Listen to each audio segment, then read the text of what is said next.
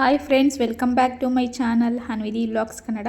ಪೊಂಗಲ್ಗೆ ಅರ್ಧ ಕಪ್ ಹೆಸರು ಬೇಳೆ ಮತ್ತು 1/4 ಕಪ್ ಆಗೋಷ್ಟು ಅವರೇ ಬೇಳೆ ತೊಗೊಂಡಿದ್ದೀನಿ. ಅದೆರಡನ್ನು ಸ್ವಲ್ಪ ಹುರ್ಕೊಂಡಿದ್ದೀನಿ. ಈಗ ಇದನ್ನು 1 ಕಪ್ ಅಕ್ಕಿ ಜೊತೆ ಚೆನ್ನಾಗಿ ತೊಳೆದು ಒಂದು 4 ಕಪ್ ಆಗೋಷ್ಟು ನೀರನ್ನು ಹಾಕ್ಕೊಂಡು ಅದಕ್ಕೆ ಸ್ವಲ್ಪ ಅರಿಶಿನ, ಸ್ವಲ್ಪ ಎಣ್ಣೆನ ಹಾಕಿ ಬೇಯಲಿಕ್ಕೆ ಇಡ್ತಾ ಇದ್ದೀನಿ. ಈಗ ಖಾರ ಪೊಂಗಲ್ಗೆ ಒಂದು 10 ಕಾಳು ಮೆಣಸನ್ನು ಕುಟ್ಟಿ ಪುಡಿ ಮಾಡ್ಕೊತಾ ಇದ್ದೀನಿ. ಈ ರೀತಿ ಆದರೆ ಸಾಕಾಗತ್ತೆ. ಈಗ ಒಂದು ಪಾತ್ರೆಗೆ ಒಂದು 2 ಸ್ಪೂನ್ ಆಯಿಲ್ನ ಹಾಕ್ಕೊಂಡಿದ್ದೀನಿ. ಜೀರಿಗೆ, ಸಾಸಿವೆ, ಸ್ವಲ್ಪ ಚಿಕ್ಕದಾಗಿ ಕಟ್ ಮಾಡ್ಕೊಂಡಿರುವ ತೆಂಗಿನಕಾಯಿ ಪೀಸ್, ಹಾಗೆ ಖಾರಕ್ಕೆ ಎಷ್ಟು ಬೇಕೋ ಅಷ್ಟು ಹಸಿಮೆಣಸಿನ್ಕಾಯಿನ ಹಾಕ್ಕೊಂಡು ಚೆನ್ನಾಗಿ ಫ್ರೈ ಮಾಡ್ಕೊಳ್ತಾ ಇದ್ದೀನಿ. ತೆಂಗಿನಕಾಯಿ ಪೀಸ್ ಹಾಕೋದ್ರಿಂದ ನನಗೆ ತುಂಬ ಇಷ್ಟ ಆಗುತ್ತೆ, ಹಾಗಾಗಿ ನಾನು ಸ್ವಲ್ಪ ಜಾಸ್ತಿನೇ ಹಾಕೋತೀನಿ. ಹಾಗೆ ಸ್ವಲ್ಪ ಗೋಡಂಬಿ, ಪುಡಿ ಮಾಡಿರುವಂಥ ಮೆಣಸು, 1 ಸ್ಪೂನ್ ಶುಂಠಿ ಬೆಳ್ಳುಳ್ಳಿ ಪೇಸ್ಟನ್ನು ಹಾಕ್ಕೊಂಡು ಹಸಿ ವಾಸನೆ ಹೋಗೋವರೆಗೂ ಚೆನ್ನಾಗಿ ಫ್ರೈ ಮಾಡ್ಕೊಳ್ತಾ ಇದ್ದೀನಿ. ಈಗ ಇದಕ್ಕೆ ಮಾಡಿಟ್ಕೊಂಡಿರುವಂಥ ಹೆಸರುಬೇಳೆ ಅನ್ನನ ಹಾಕಿ ಸ್ವಲ್ಪ ಕನ್ಸಿಸ್ಟೆನ್ಸಿಗೆ ತಕ್ಕಂತೆ ನೀರನ್ನು ಹಾಕ್ಕೊಂಡು ಸ್ವಲ್ಪ ಉಪ್ಪು ಹಾಕ್ಕೊಂಡು ಚೆನ್ನಾಗಿ ಮಿಕ್ಸ್ ಮಾಡಿಕೊಂಡ್ರೆ ಪೊಂಗಲ್ ರೆಡಿ ಆಗುತ್ತೆ. ನಮ್ಮನೇಲಿ ಖಾರ ಪೊಂಗಲ್ ಮಾಡಿದ್ದಿನ ಕಂಪಲ್ಸರಿ ನಾನು ಸ್ವೀಟ್ ಪೊಂಗಲ್ ಕೂಡ ಮಾಡೇ ಮಾಡ್ತೀನಿ. ಎರಡಕ್ಕೂ ಆಗೋ ಥರನೇ ಅನ್ನ ಮಾಡ್ಕೊಂಡಿರ್ತೀನಿ. ಈಗ ಸ್ವೀಟ್ ಪೊಂಗಲ್ಗೆ 2 ಸ್ಪೂನ್ ತುಪ್ಪ ತಗೊಂಡಿದ್ದೀನಿ. ಸ್ವಲ್ಪ ದ್ರಾಕ್ಷಿ ಗೋಡಂಬಿನ ತುಪ್ಪದಲ್ಲಿ ಚೆನ್ನಾಗಿ ಫ್ರೈ ಮಾಡಿಕೊಂಡು ಸೇರಿಸ್ಕೊತಾ ಇದ್ದೀನಿ.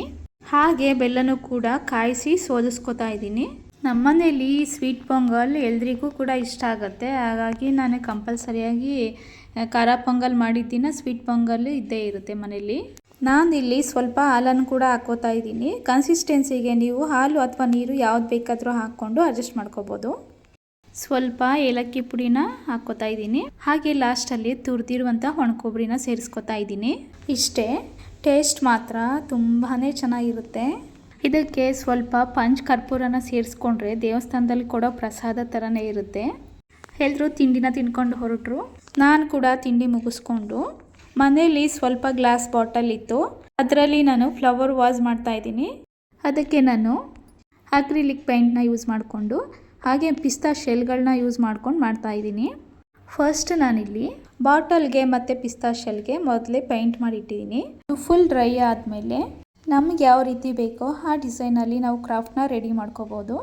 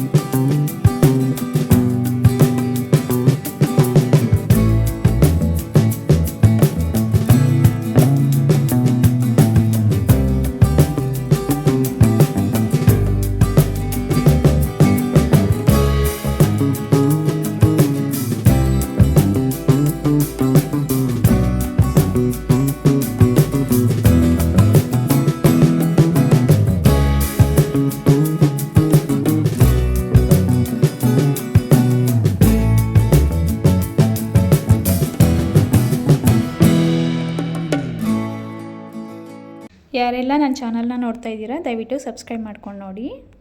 ನಾನು ಮನೇಲಿರುವಂತಹ ವಸ್ತುಗಳನ್ನ ಯೂಸ್ ಮಾಡಿಕೊಂಡು ಈ ಥರ ಡೆಕೋರೇಟಿವ್ ಪೀಸ್ನ ರೆಡಿ ಮಾಡ್ಕೊಂಡಿದ್ದೀನಿ. ಇದನ್ನಂತೂ ಸ್ಪೆಷಲ್ಲಾಗಿ ನನ್ನ ಮಗನಿಗೋಸ್ಕರನೇ ಮಾಡ್ತಾಯಿದ್ದೀನಿ. ಅವನಿಗೆ ಪ್ರಾಣಿಗಳಂದರೆ ಎಲ್ಲ ತುಂಬ ಇಷ್ಟ, ಈ ಥರ ಫಿಶ್ ಕೂಡ ಇಷ್ಟ ಆಗುತ್ತೆ. ಇದನ್ನು ಅವನಿಗೋಸ್ಕರನೇ ರೆಡಿ ಮಾಡಿಕೊಡ್ತಾ ಇದ್ದೀನಿ. ಇವನ್ನೆಲ್ಲ ಮನೇಲಿ ಡೆಕೋರೇಟಿವ್ ಪೀಸಾಗಿ ಯೂಸ್ ಮಾಡ್ಬೋದು. ನೋಡೋದಕ್ಕೆ ತುಂಬ ಚೆನ್ನಾಗಿ ಕಾಣಿಸ್ತಾ ಇದೆ. ಈ ವಿಡಿಯೋ ಸ್ವಲ್ಪನಾದರೂ ಯೂಸ್ಫುಲ್ ಅನಿಸಿದ್ರೆ ಪ್ಲೀಸ್ ಒಂದು ಲೈಕ್ ಮಾಡಿ. ಸಿಗೋಣ ನೆಕ್ಸ್ಟ್ ವಿಡಿಯೋದಲ್ಲಿ. Until then take care.